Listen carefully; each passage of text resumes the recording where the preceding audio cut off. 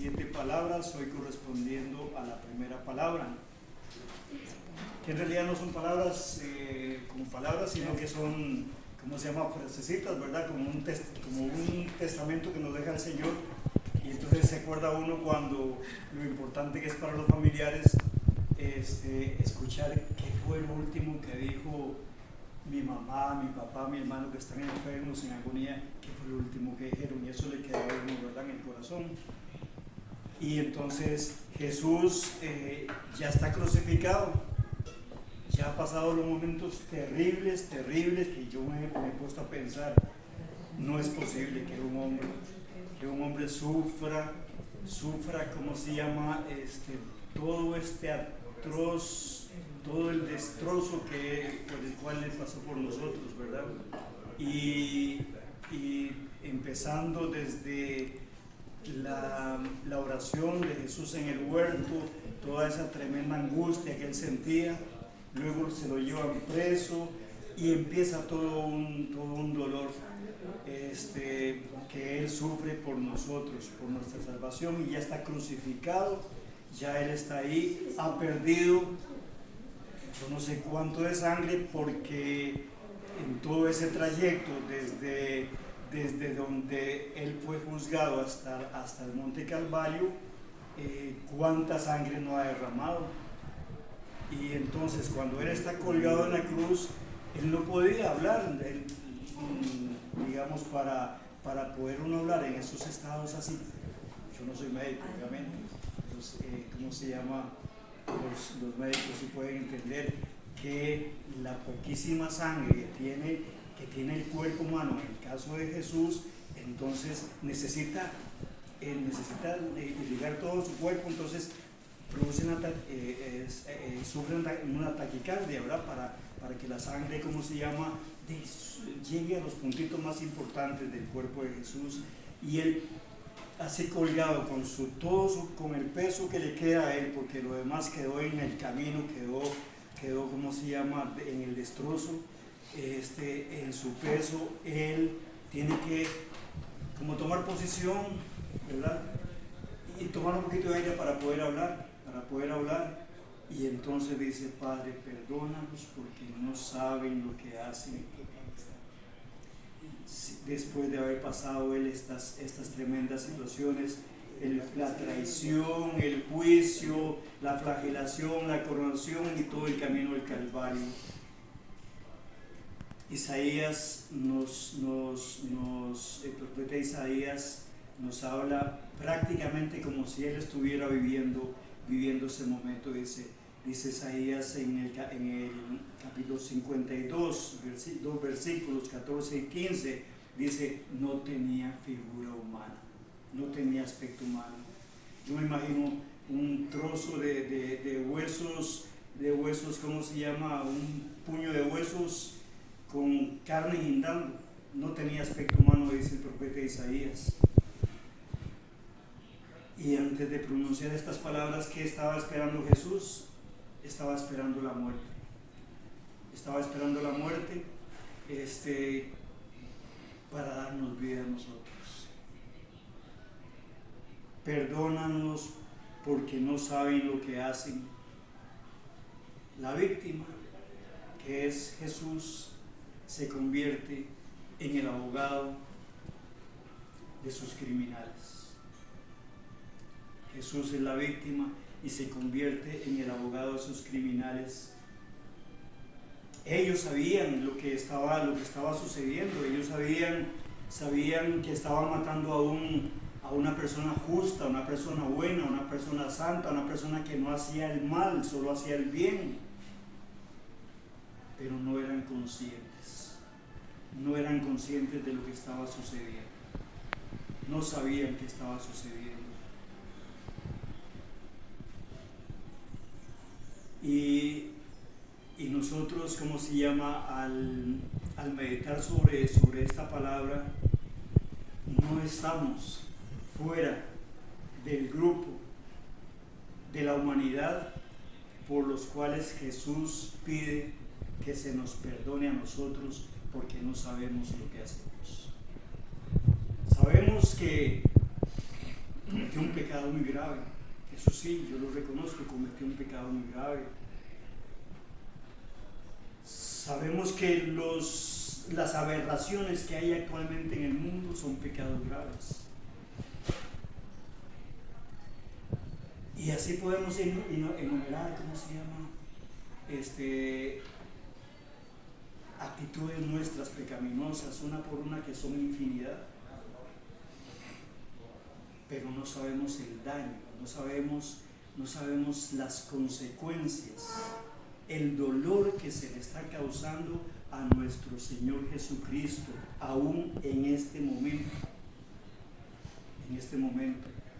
Ahora que el Padre estaba hablando a nosotros sobre lo que el mundo ejerce sobre nosotros, ese poder malo, yo me ponía a pensar, pues, yo sí soy ingrato, que cuando estoy en la misa o estoy en la casa o vivo mi vida espiritual, a veces me salgo del contexto del sufrimiento de la humanidad, me salgo del contexto de la corrupción que hay en el mundo, como si fuera yo una burbujita sola. Qué pecado, qué injusticia para mi Dios.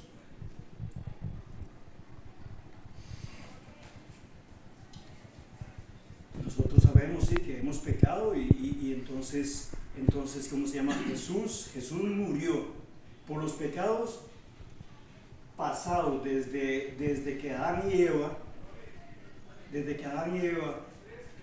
cometieron por soberbia, obedecieron al demonio y despreciaron la gracia de Dios.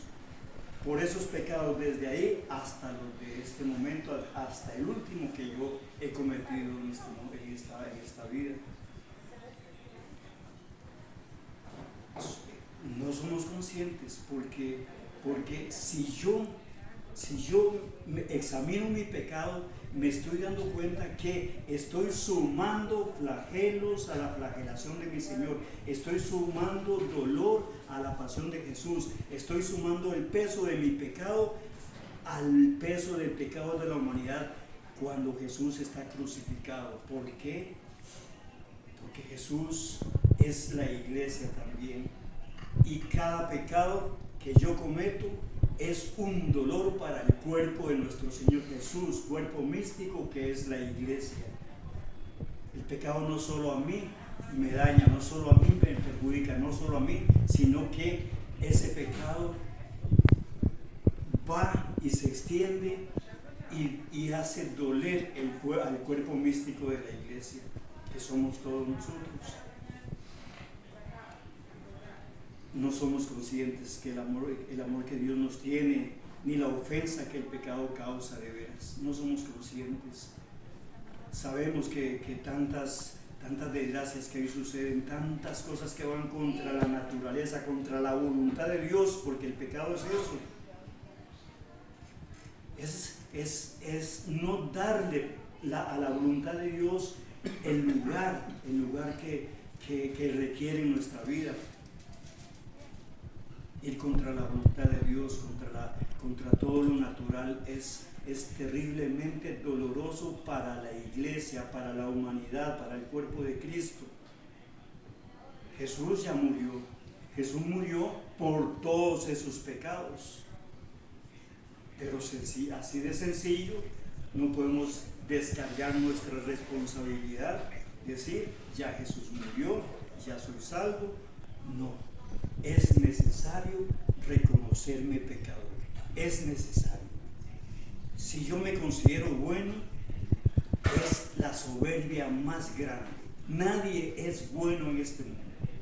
Tratamos de hacer un poquito el bien. Nadie es bueno. Bueno solo Dios. Pero muchos, lamentablemente, sentimos y creemos que somos buenos porque prestamos un servicio, porque rezamos y vamos a misa todos los días y todo eso. Yo soy bueno. Que no quepa eso en nuestra cabecita ni en nuestro corazón, porque nos iríamos al lado de los fariseos. Y entonces hacemos mucho más daño.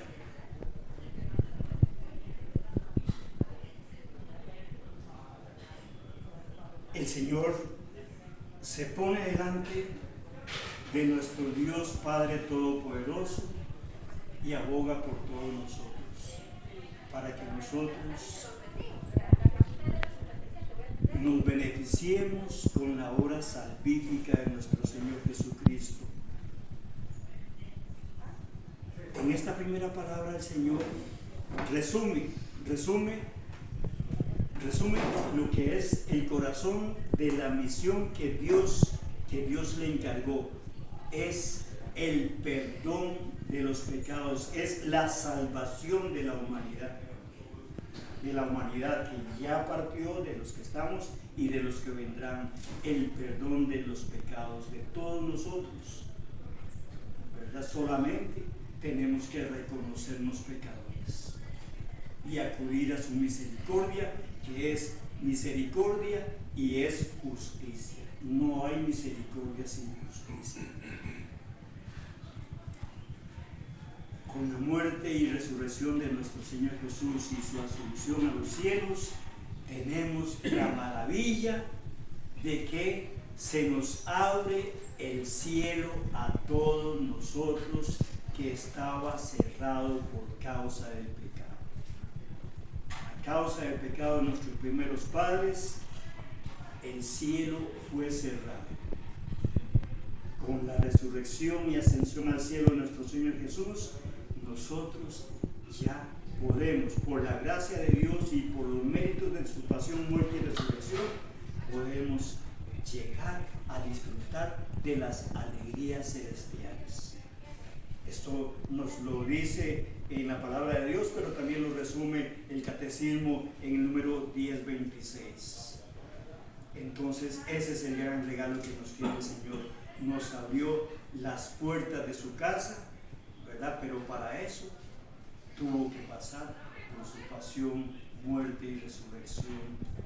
Jesús, Dios verdadero y hombre verdadero, inseparables, una sola persona, en dos naturalezas, que hoy nosotros podemos estar cerca de Él en el Santísimo Sacramento, hombre verdadero y Dios verdadero. Amén.